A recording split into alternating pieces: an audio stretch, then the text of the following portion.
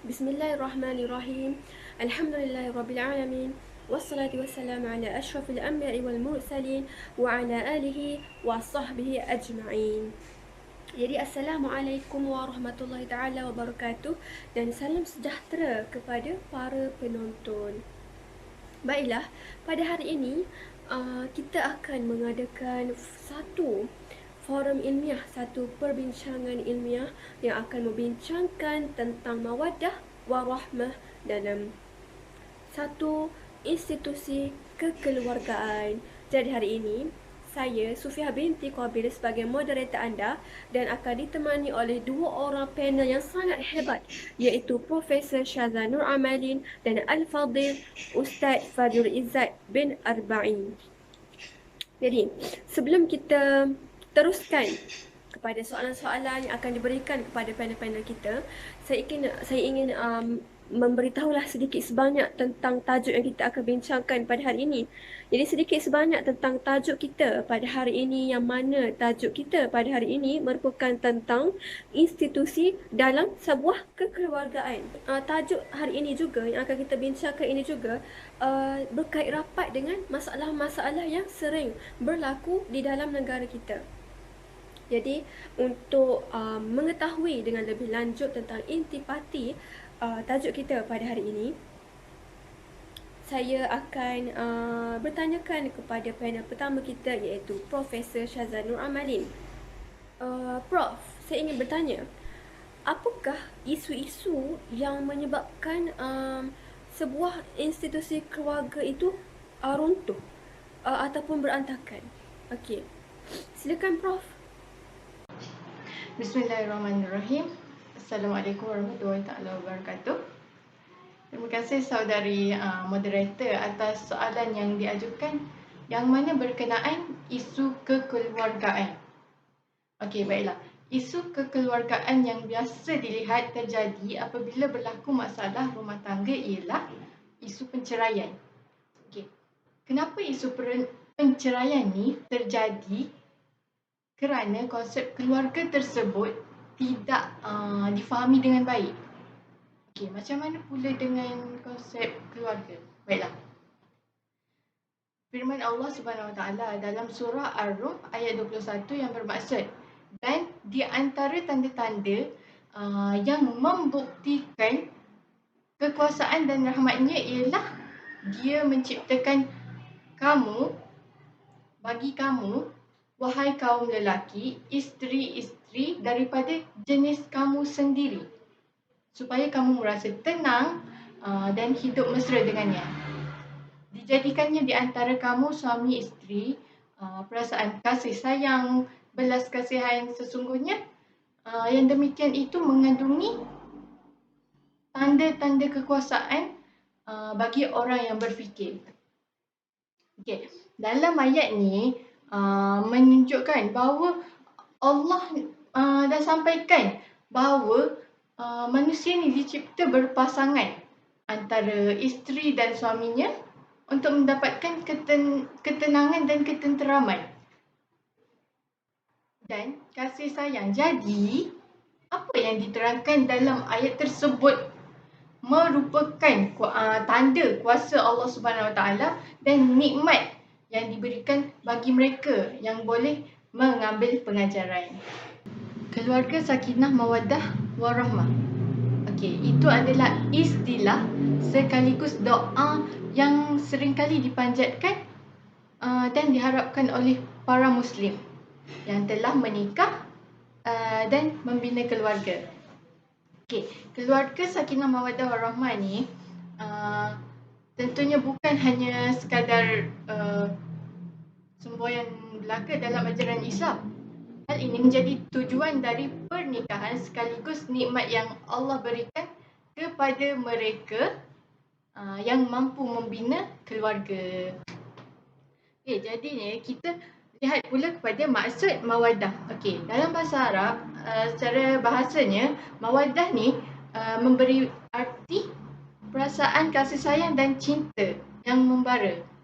Dan dalam Islam, mawaddah ni adalah fitrah yang dimiliki oleh setiap manusia.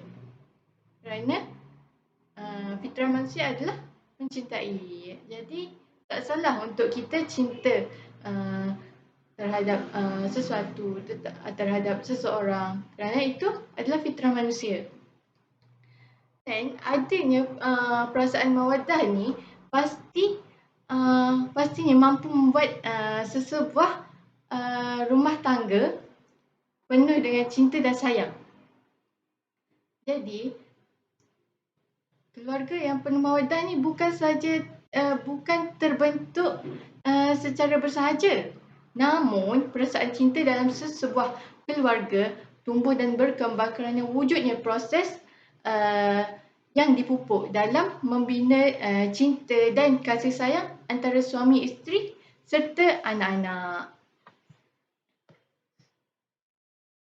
Seterusnya, rahmah. Okey. Bila kita dengar rahmah ataupun rahmat, kita akan ingat nikmat, rezeki, kurniaan. Rahmat yang terbesar tentunya berasal daripada Allah SWT yang diberikan kepada keluarga yang terjaga rasa cinta, kasih sayang dan juga kepercayaan.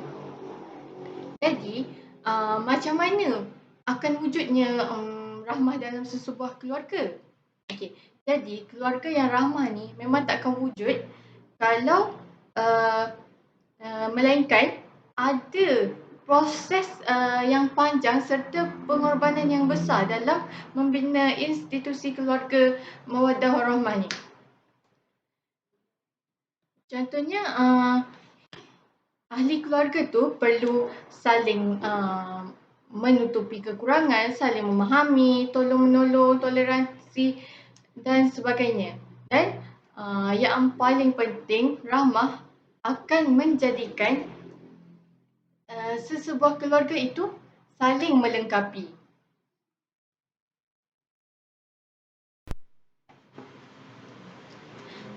Rahmah atau kurnia dan rezeki dalam keluarga adalah kerana proses dan kesabaran suami isteri dalam membina rumah tangga serta melewati pengorbanan serta kekuatan jiwa.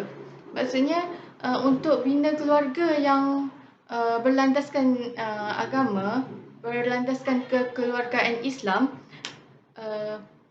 proses yang dia perlu proses yang besar. Maksudnya dia bukan kalau nak kahwin, kahwin. Perlu ada ilmu. Dengan proses yang penuh kesabaran, kurniaan itu pun juga akan diberikan oleh Allah dalam bentuk cinta tertinggi dalam keluarga. Okey, baiklah. Terima kasih kepada Profesor Syazah. Melalui penjelasan daripada Profesor Syazah tadi, kita dapat fahamlah apa itu maksud mawaddah warahmah. Okey, jadi untuk soalan yang kedua pula yang saya akan tanyakan kepada panel kedua kita, iaitu Al-Fadhil Ustaz Fajrul Izzat bin Arba'in. Okey, baiklah. Ustaz, saya ingin menanyakan kepada Ustaz, apakah punca yang menyebabkan berlakunya isu perceraian dalam institusi kekeluargaan masyarakat Islam di Malaysia? Terima kasih kepada saudari moderator atas persoalan yang cukup bernas. Persoalan mengenai punca berlakunya isu perceraian dalam institusi kekeluargaan masyarakat Islam di Malaysia ni terdapat dua faktor, iaitu faktor dalaman dan juga faktor luaran. Mula-mula kita pergi kepada faktor dalaman. Faktor dalaman ni seperti mana yang kita tahu, kebanyakan keluarga Islam di Malaysia ni kurang penerapan agama dalam keluarga mereka. Hal ini menyebabkan banyak berlakunya masalah sosial, masalah rumah tangga yang seperti mana anak-anak degil dan mungkin juga ada perkelahian antara suami isteri dan akhirnya membawa kepada satu penyelesaian lain, iaitu seperti penceraian. Kita sebagai ketua keluarga, iaitu suami, perlulah mempunyai banyak ilmu agama. Seperti mana kita tahu, banyak lagi solusi-solusi yang boleh kita gunakan untuk menyelesaikan masalah-masalah keluarga. Bukan hanya dengan penceraian, kerana seingat saya ada satu dalil daripada Ibnu Umar radhiyallahu anhu, di mana perkara halal yang dibenci oleh Allah itu adalah talak. Jadi seperti mana dalam dalil tersebut, dalam hadis tersebut mengatakan talak ni memang halal untuk kita lakukan, tetapi perkara tersebut adalah perkara yang paling dibenci oleh Allah. Kerana talak ni tersebut sangat mudah untuk kita lakukan dengan lafaz sahaja, tapi boleh membawa kepada kesan-kesan yang lain. Seperti mana ramai ibu-ibu yang membawa anak yang begitu ramai tanpa ada nafkah daripada bekas suaminya. Okay. Itu adalah punca dalaman. Bagi punca luaran pula ialah banyaknya campur tangan luar dalam masalah keluarga mereka. Okay. Hal ini tidak asing lagi sebab seperti mana kita lihat apabila berlakunya masalah keluarga,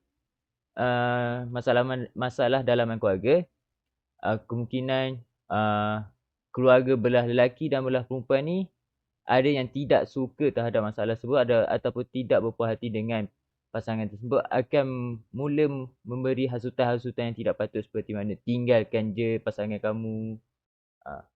Jadi daripada hasutan-hasutan tersebut akan membawa kepada masalah seperti masalah perceraian lah, isu perceraian. Oleh itu, sebab kita ni sebagai satu keluarga ni perlulah ada mawaddah dalam isu kekeluargaan tu. Yang mana mawaddah ni akan membantu kita daripada terkena hasutan-hasutan tersebut. Di mana kita berpegang kepada kasih sayang terhadap suami isteri dan juga anak-anak. Itu saja untuk soalan daripada saudari moderator. Jadi saya serahkan semula kepada saudari moderator. Terima kasih kepada Al-Fadhil Ustaz Fajrul Izzat. Okey, jadi menurut penerangan Profesor Syaza dan Al-Fadhil Ustaz, saya dapat ulaslah sedikit sebanyak berkenaan masalah-masalah isu penceraian institusi keluarga di negara kita ini. Jadi kita dapat lihat bahawasanya statistik yang menunjukkan isu penceraian yang berlaku di Malaysia pada hari ini semakin hari semakin meningkat. Jadi ia memberikan satu gambaran, satu pandangan yang tidak eloklah kepada negara kita, yang mana negara kita ini merupakan sebuah negara Islam. Jadi seperti kita tahu, Islam ini dia lebih menganjurkan kepada kebahagiaan, kepada ketenangan. Jadi antara punca-punca yang menyebabkan berlakunya isu penceraian ini ada dua punca ataupun dua faktor. Faktor yang pertama iaitu faktor dalaman. Contoh kepada faktor dalaman ini seperti ketua keluarga, iaitu si suami yang kurang ilmu agama. Oleh sebab itulah kita sebelum kita nak kahwin, kita perlu menghadiri kursus kahwin dulu. Kita perlu mengetahui diri kita ni. Kita perlu sebagai ketua keluarga, kita perlu memahami Islam itu dengan lebih banyak, dengan lebih mendalam, kerana kita sebagai ketua keluarga, kita ingin mendidik keluarga kita menuju ke arah jalan yang benar. Kalau ketua keluarga itu sendiri yang kurang ilmu agama, yang kurang didikan ilmu agama, maka institusi kekeluargaan yang mereka bina itu akan mudah runtuh. Kerana tiangnya iaitu ketua keluarga itu sendiri yang tidak mempunyai ilmu agama yang kuat, yang untuk menegakkan, untuk meneguhkan institusi keluarga mereka yang diredai oleh Allah Subhanahu Wa Taala. Okay, jadi itu adalah faktor dalaman. Faktor luaran pula, antara faktor luaran yang saya dengar, yang saya dapat ulas baliklah daripada penerangan Al-Fadhil Ustaz, contohnya macam mentua masuk campur. Ini memang merupakan satu perkara yang mempunyai masalah yang besar lah. Memang selalu berlaku, sentiasa berlaku di negara Malaysia. Kebanyakan mentua daripada pihak perempuan ataupun pihak lelaki akan masuk campur dalam masalah suami isteri itu. Jadi perkara ini tidak boleh dibiarkan. Sebab perkara ini apabila orang luar masuk campur dalam keluarga tersebut, dia tidak akan dia tidak akan memperolehi jalan penyelesaian yang baik lah. Kebanyakannya lebih kepada, contoh, saya bagi contoh. Kalau mentua, ibu kepada si isteri, mestilah dia akan membela si isteri tersebut walaupun si isteri tersebut yang salah daripada masalah tersebut, daripada masalah di antara suami dan isteri. Jadi ia akan menyebabkan perceraian lah di antara suami dan isteri ini, dan institusi keluargaan mereka itu tidak akan ada kebahagiaan. Anak-anak juga tidak akan terjaga dengan rapi, tidak akan dapat diberikan didikan agama yang sempurna yang akan menyebabkan akhlak mereka, akidah mereka akan runtuh. Jadi itu adalah antara punca-punca lah yang menyebabkan satu institusi kekeluargaan itu tiada mawadah dan tiada rahmah. Okey, baiklah. Kita akan teruskan dengan soalan yang ketiga yang akan saya tanyakan kepada panel kita yang kedua pula, iaitu Ustaz Fajrul Izzat. Okey, Ustaz, saya ingin menanyakan, apakah nasihat yang dapat diberikan kepada satu keluarga ni untuk mereka mendapatkan kemanisan dalam berkeluarga? Okey, jadi apakah nasihat tersebut? Okey, silakan Ustaz. Terima kasih saudari moderator. Okay. Nasihat yang boleh saya beri untuk mendapatkan kemanisan dalam keluarga ni, yang pertama yang saya boleh nasihatkan ialah dalam sebuah keluarga tu perlulah menerapkan elemen agama dalam keluarga. Kerana apabila agama kita utamakan, maka yang lain akan mengejar kita. Sebagai contohnya, walaupun kita susah dalam segi duit, tapi insya-Allah dengan bantuan Allah, Allah akan mempermudahkan kehidupan kita, kehidupan keluarga kita dengan cara lain, seperti mungkin rezeki makan, rezeki memudahkan waktu untuk kita bekerja. Selain daripada tu, untuk mendapatkan sebuah kemanisan dalam keluarga tu, kita perlulah menghargai pasangan. Seperti mana saya teringat ada satu kisah daripada Al-Aswad. Dia pernah bertanya kepada Aisyah, adakah Nabi pernah membantu kerja rumah? Dan Aisyah menjawab, baginda suka membantu pekerjaan rumah. Apabila tiba waktu solat, maka baginda berlalu untuk menunaikan solat. Di sini, bukanlah kita patut melakukan pekerjaan rumah, tapi kita membantu isteri untuk melakukan pekerjaan rumah seperti mengurus anak, mengurus rumah. Jadi di sini menunjukkan kita lebih menghargai pasangan kita dan tidak membiarkan mereka untuk melakukan pekerjaan rumah berseorangan. Selain itu, nasihat yang saya boleh beri ialah kita ni perlulah sentiasa memuji anak dalam melakukan kebaikan ataupun apa-apa jua. Sebagai contohnya, kita lihat dalam peperiksaan lah. Walaupun anak-anak kita mungkin tidak mendapatkan keputusan yang begitu cemerlang, jadi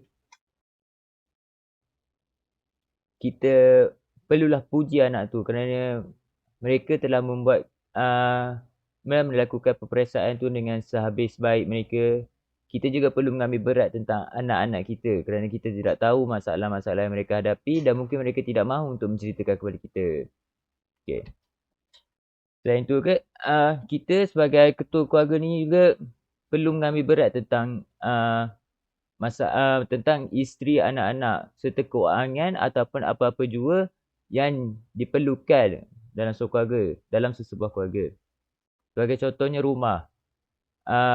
Bukanlah saya nak cakap apa, tapi yelah, tak semua orang nak duduk dalam rumah yang tak selesa. Semua orang nak duduk dalam rumah yang selesa. Jadi kita sebagai ketua keluarga ni perlulah ikhtiar untuk menjadikan rumah kita tu seperti syurga dunia, yang mana keluarga kita bahagia untuk duduk di rumah tu dan bahagia untuk meneruskan hubungan kekeluargaan tu. Jadi dekat situ dapat mewujudkan kemanisan dalam keluarga tu. Itu adalah nasihat-nasihat saya yang boleh sampaikan kepada anda semua. Okey, terima kasih kepada Al-Fadhil Ustaz Fajrul Izzat atas nasihat-nasihat yang diberikan. Jadi kita boleh ambil lah nasihat-nasihat tersebut untuk kita apply dalam keluarga kita, untuk kita apply dalam diri kita, untuk kita dapat apabila kita apply nasihat-nasihat tersebut, kita faham apa yang diberikan, apa yang disampaikan, kita akan dapat membina satu keluarga yang ada mawaddah dan rahmah. InsyaAllah. Okey, saya akan bertanyakan kepada Prof. Okey, Prof. Pada pendapat Prof, apakah ciri-ciri macam mana ciri-ciri keluarga yang mempunyai mawaddah dan rahmah? Okey, silakan Prof. Baiklah, terima kasih sekali lagi kepada saudari moderator atas soalan yang bernas tersebut. Okey, kita kalau nak bina institusi keluarga yang berlandaskan agama, perlu sangat ada ciri-ciri keluarga, mawaddah dan rahmah. Yang mana pertama ialah mentaati perintah Allah. Okey. Untuk mewujudkan keluarga mawaddah warahmah ni memang perlu melalui proses yang panjang dan pengorbanan yang besar. Antaranya perlu bijak memilih. Kita kena bijak memilih pasangan, iaitu pasangan yang soleh atau solehah, yang taat menjalankan perintah Allah serta sunnah Rasulullah. Nak pilih macam mana? Nak pilih pasangan yang macam mana? Yang mengutamakan keimanan dan ketakwaan daripada kecantikan, kekayaan serta kedudukan.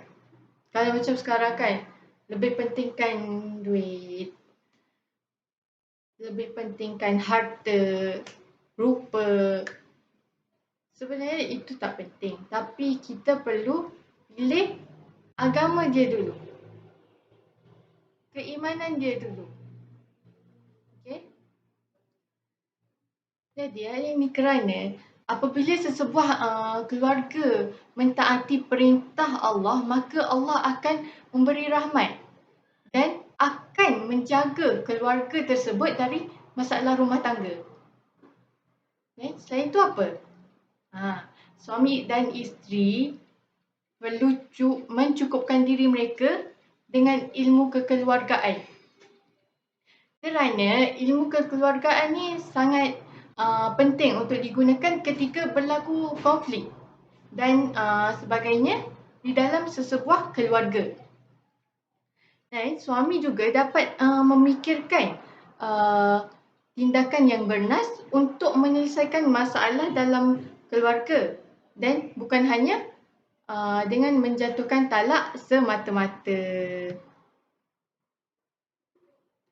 Kerana apabila kurangnya ilmu kekeluargaan ni, maka itulah yang menjadi punca berlakunya masalah rumah tangga yang mana menjurus kepada isu perceraian.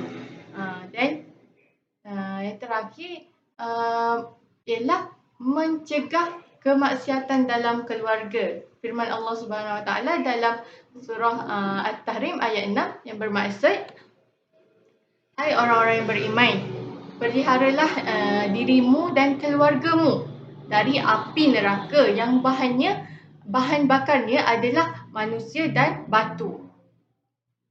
Okey, dalam ayat ni Allah memerintahkan kepada semua manusia untuk menjaga diri dan keluarga mereka dari api neraka.